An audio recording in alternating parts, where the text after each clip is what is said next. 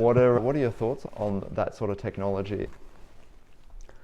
50-50, like what it's doing in politics and that kind of stuff is shocking. You can just outright lie about stuff and you can get away with it. When it comes to stuff like what it can do for doctors and diagnosing patients, it's brilliant.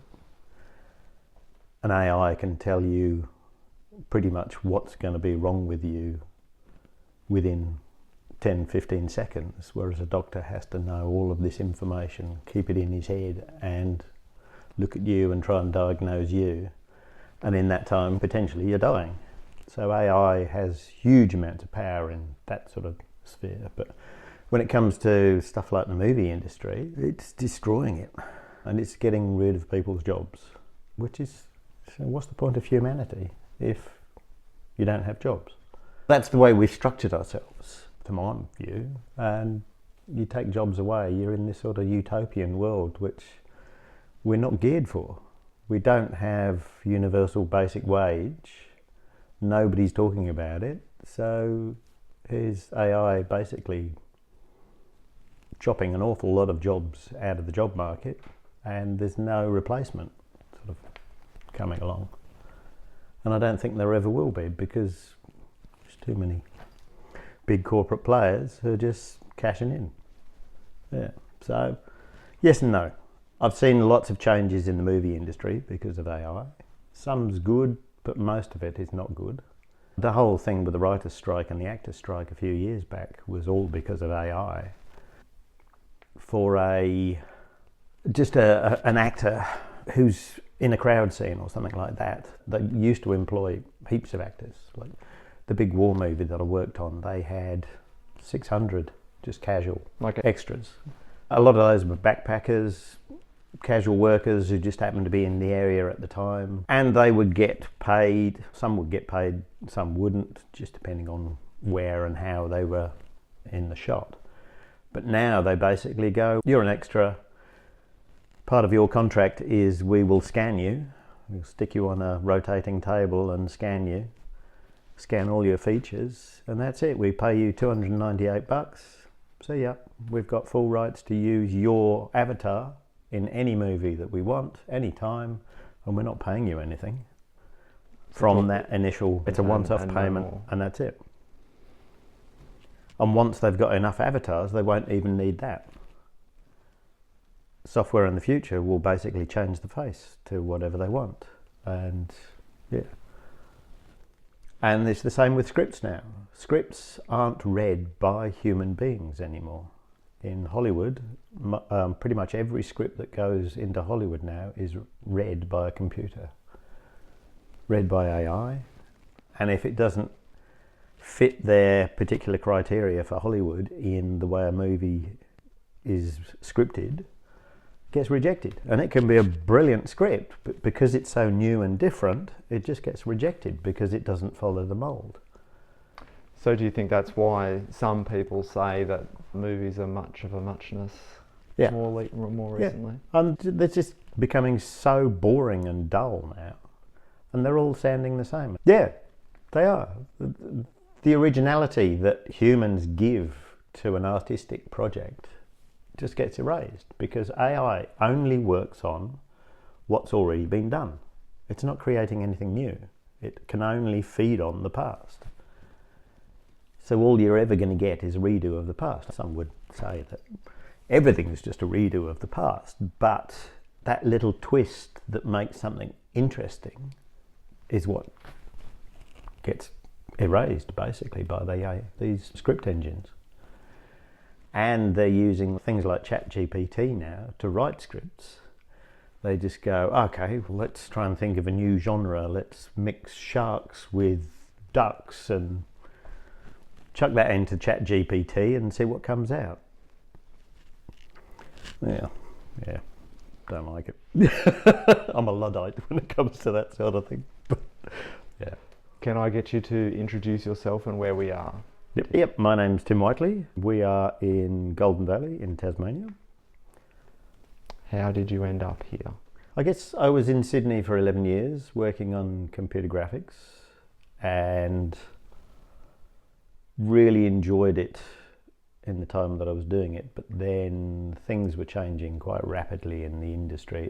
This is in the advertising industry, which the company I was working for was servicing advertising, high-end stuff. And the internet had just come out, and internet was changing everything rapidly. Most of the large advertising companies, the big household name advertising companies, were just going to the wall.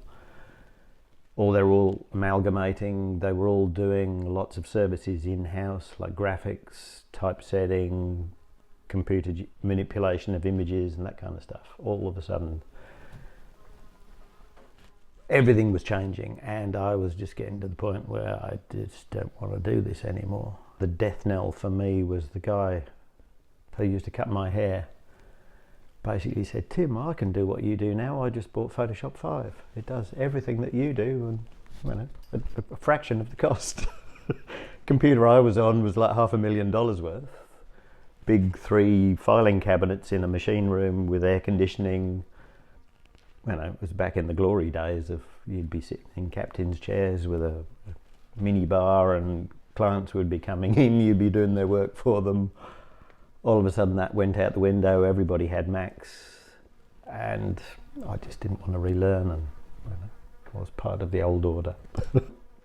I basically started looking around, where do I want to go, what do I want to do with my life, and at that time I needed a tree change. I guess that's what they call it now. Back then didn't have that sort of title to it. And the 2 places I really wanted to go were New Zealand and Tasmania. So I went to New Zealand, toured around for 6 weeks, came to Tasmania, toured around for 6 weeks, and Tasmania won out, mainly because it didn't have sandflies and mosquitoes. That was my criteria. And yeah, I was just a bit closer. And yeah, I could afford to buy here. I'd got enough money for a deposit for a single bedroom unit in Sydney at the time. This was just before the Olympics in year 2000. And as soon as they announced the Olympics, house prices just went skyrocketing. I know it was too slow, didn't have enough money. Yeah, looked at Tasmania. Tasmania was still in a massive depression at the time, and everything was so cheap, so I thought, stuff it. Come down here. Yeah. What do you do with yourself now? You've done some sculptures locally, and yep. Can you talk a bit about that? So yeah, I do sculpture. That's one of the main things I came down to do. Originally it was do woodwork, sculpting and woodwork. Started to make some furniture and that kind of stuff, but mainly it was sculpture. And then a local artist here, Paul Nordanis, introduced me to casting aluminium. Not that he ever did it himself, but there was a street project in Deloraine to create cast sculptures up and down the street. And the ones that are there currently? Yeah. And that was like a community project, and like most things around here, it's all community stuff, and people tend to band together to reduce costs and whatever. And I loved it. Absolutely loved it. Loved the whole process of doing casting, and that kind of model making stuff was already in my head. Yeah. But up until that point, I guess I'd been doing everything 2D, drawing on computers and that kind of stuff, and didn't fit with my sensibilities anymore. I just wanted to do stuff with my hands, and yeah, it all slotted together, but there's never been any money in it.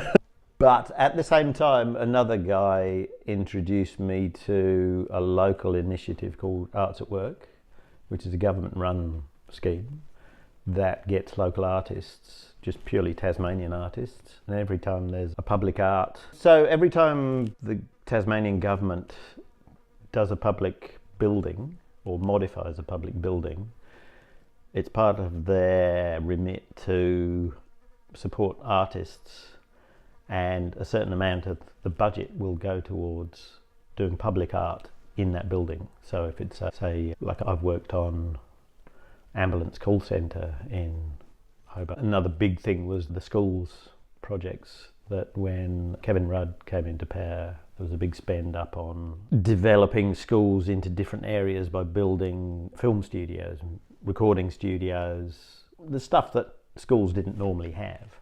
And every time they built one of those, there was a project as part of that that would do public art within that school.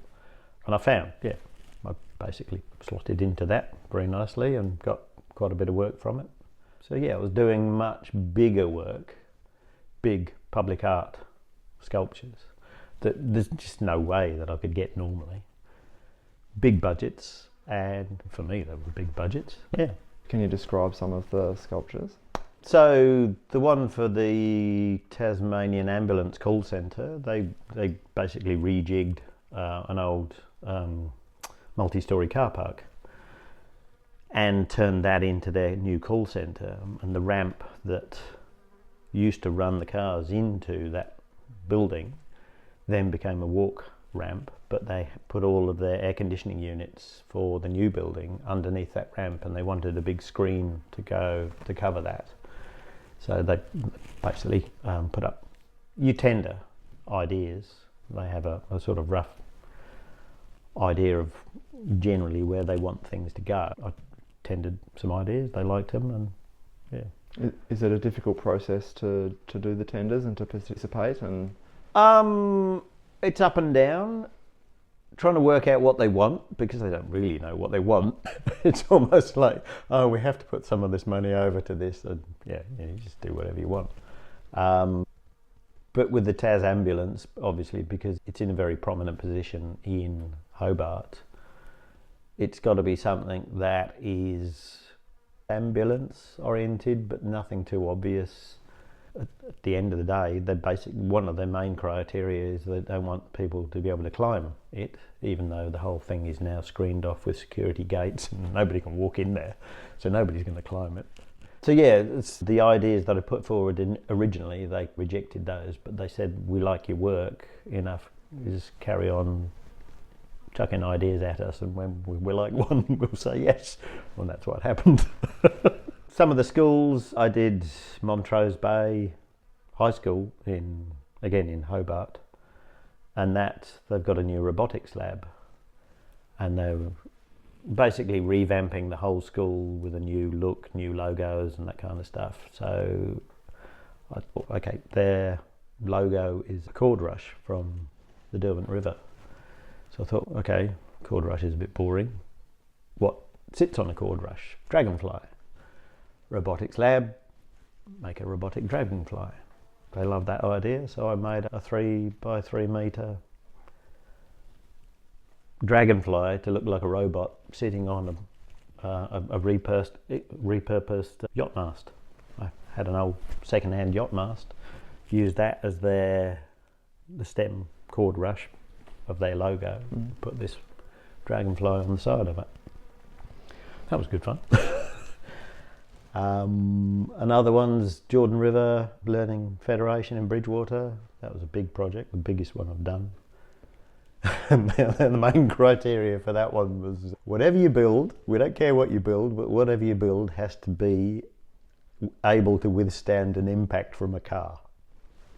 And I was like, why? And said, the local kids tend to, if they don't like something, they will steal a car and go and crash it into whatever you've built that they don't like. So has it survived? Yeah.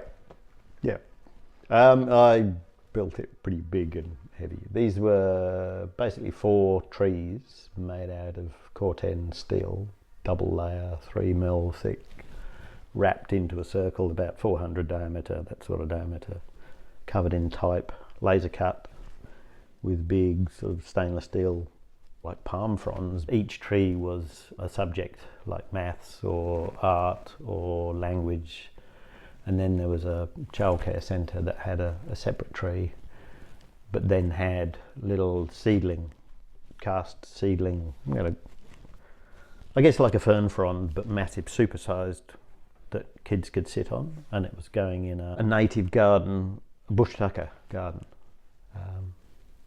That's all grown up, and that was good fun. But just before I installed it, they decided that yes, what I'd built was easily could withstand a car hitting it. But they doubly ensured that by putting these big boulders that literally about this sort of size, a row of them, in front of the school and in front of my sculptures. Better safe than sorry. Exactly. Can you talk a little bit about some of the movie stuff you've worked on?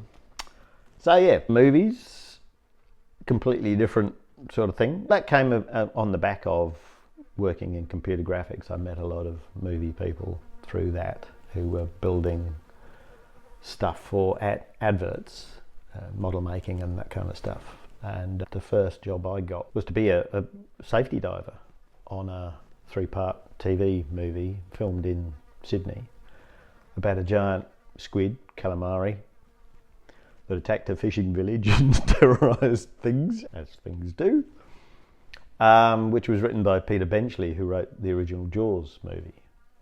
Okay.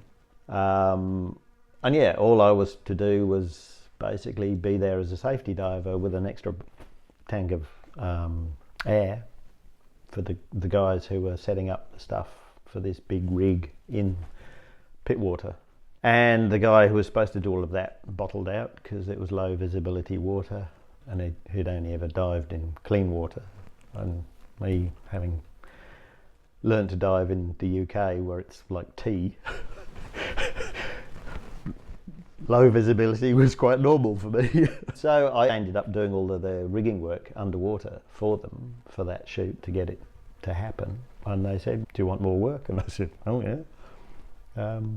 Yeah, it took off from there. Did that, and then the next movie that company was doing was based in Fiji. It was Anacondas 2, Hunt for Blood Orchid, I think it was called. And yeah, they wanted, a lot of it was set because it was anacondas in water, a lot of stuff underwater, and did that. And I think I've done 10 movies now.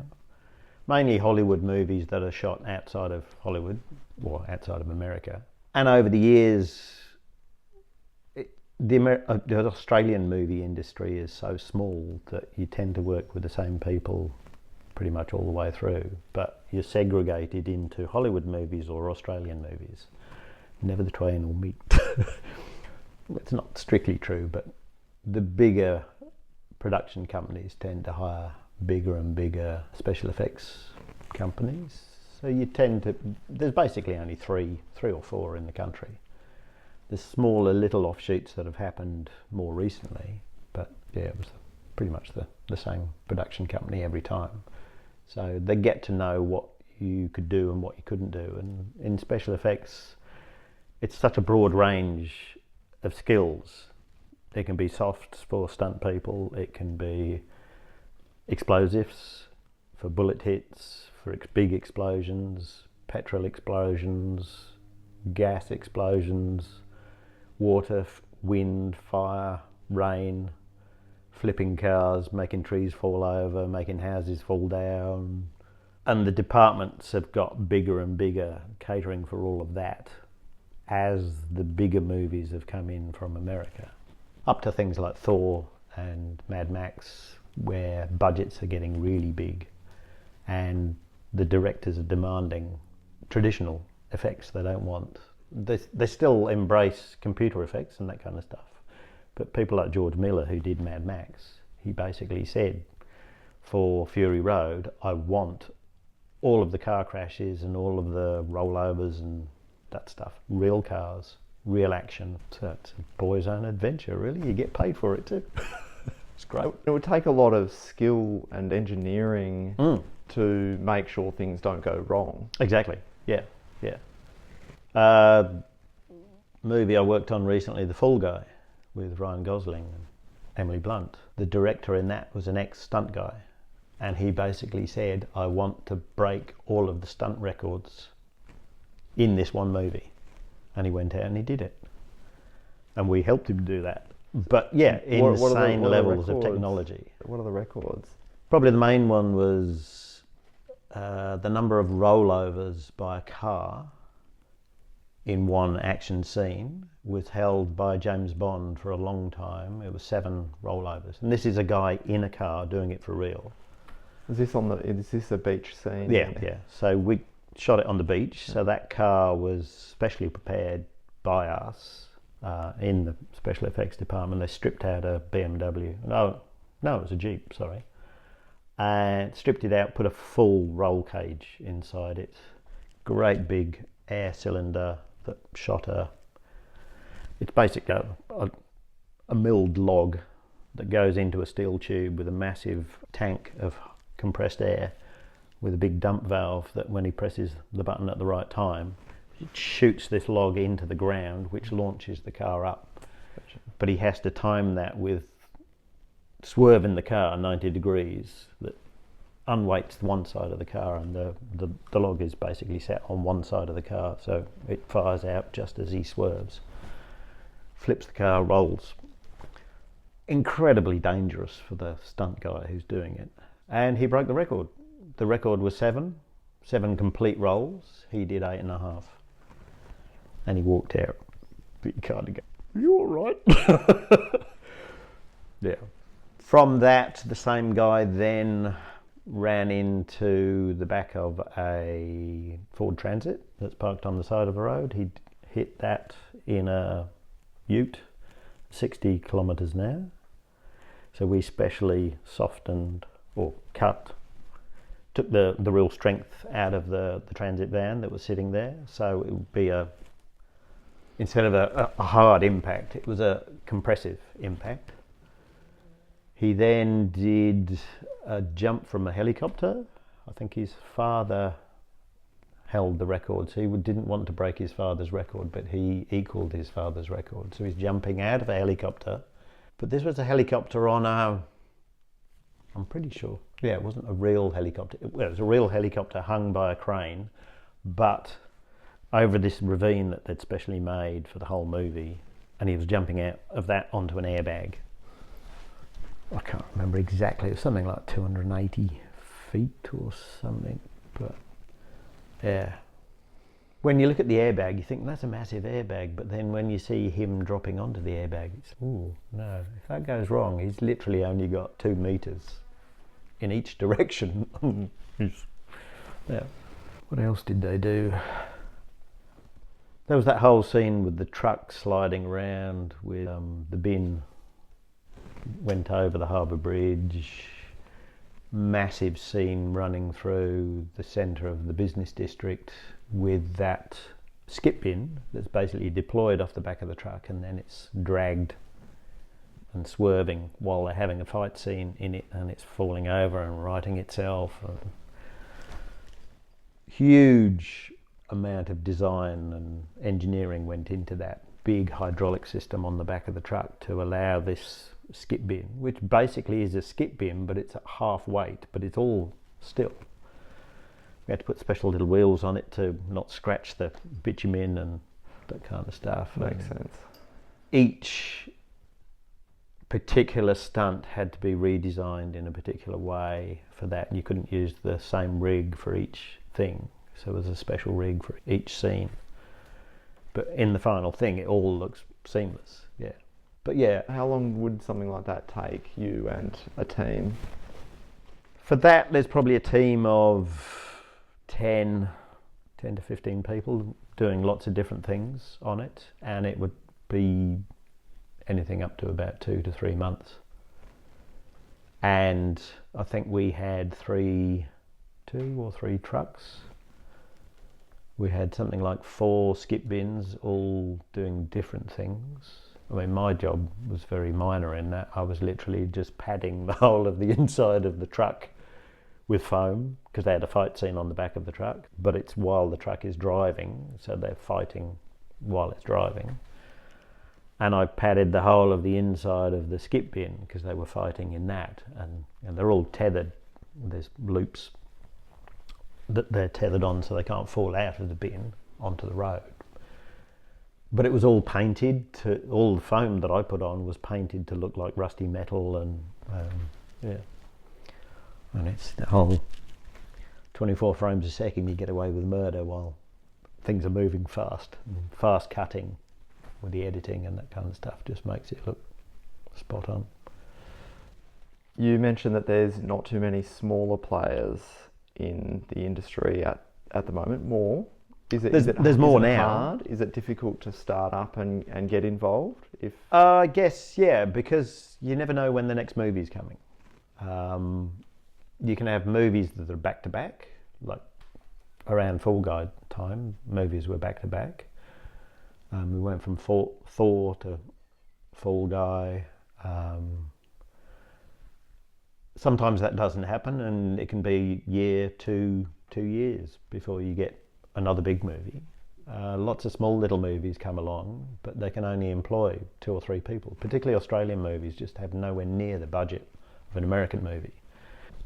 Stuff like special effects really gets sort of squashed down. You can only do 1 or 2 key scenes, and then it's just stuff like smoke and rain, those much easier effects. When you start doing big stuff like rolling cars and shutting off big streets to do massive chase scenes and crashing cars and that kind of stuff, it's huge money. And you need lots of equipment to do that. And the sort of companies that are doing that, they require big movies to keep on paying for that equipment and updating that equipment. So it's self-perpetuating that once you start in that sphere, like the company I work with, they have to have such a massive storage area for all of that equipment. And if they're not getting a movie, they're having to pay ground rent on that building. And that kind of stuff, if you don't get movies on a regular basis, it can pull you under very quickly because you've got so much stuff just sitting there doing nothing. So lots of small little companies can do small stuff, but they can't do bigger stuff. Yeah, not easy to make the jump. No, yeah, you have to commit yourself and put a lot of money forward in building all of this equipment and then storing it in the hope that you'll get more work. Yeah. Can you talk a little bit about your work with the community shed? I am.